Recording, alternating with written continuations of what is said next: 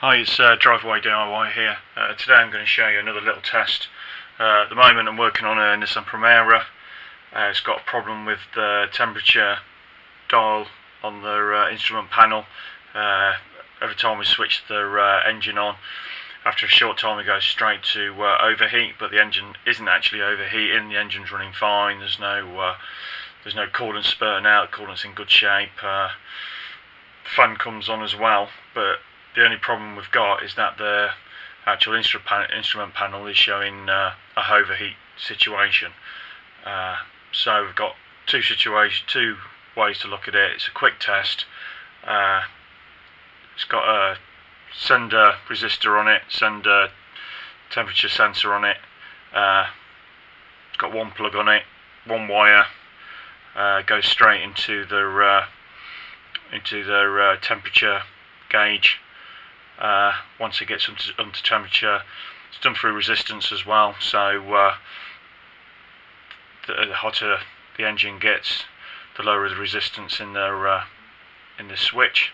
But we need to test it because I'm pretty sure it's the instrument panel that's gone. That's the actual dial that's gone, but I want to check the resistor first just before we move on. I've got one from the scrap heap. I went out and got it. It cost me 50p or something. So I'm going to go out and test this. I've got hot water, so I want to see what the resistance is like, on whether it's got a natural decline in resistance, or if there's no resistance in it at all, or it doesn't move, because that might explain why there's no connection between the actual gauge, the temperature gauge, and the resistor. So the first thing I'm going to do, I've got some hot water. Just going to test the hot water. I'm trying to replicate as if it was out of a hot engine. So I've got this thermometer. Tell me what it is. Water here, well, it's a lot hotter. So 136 degrees Fahrenheit. So what I'm going to do, I've got it set up. I've got my digital meter set up to ohms. I've got it set up, so I've got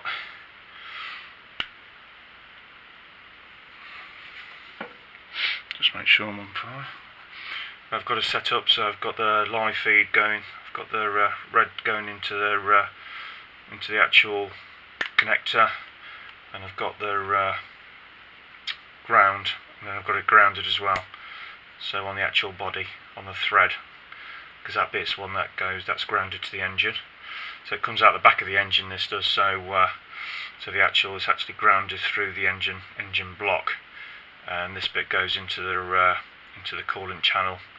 So what I'm going to do is, it's showing 1.61 ohms, and what should happen is when I put this into the water, it should see a slow decline, and this would send a signal straight to into the temperature gauge, which would cause a gauge to rise.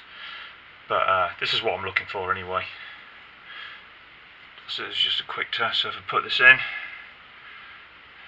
and hopefully you can see that, and that shows the resistance slowly declining, and that would be there we go, it's going down.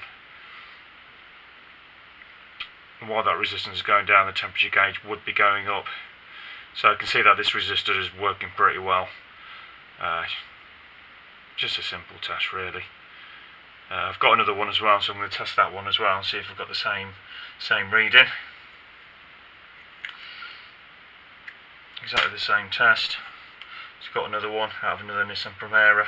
So if this reads the same as the one that I've already took out of it, then I know this shouldn't be a problem. Well, it's gone straight up to 1.5, which was similar to the one I had already, and that should do the same. There we go, it's going down.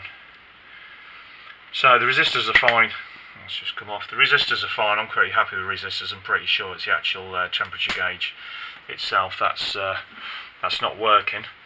So all I've done is got some hot water, deviate my digital voltmeter, a couple of resistors, set to ohms, and just test it. Put the end into the hot water, and just see how the resistance goes down. And that should be coincide with the temperature gauge going up. But in my case, my temperature gauge is broke, just goes straight up itself, so too hot.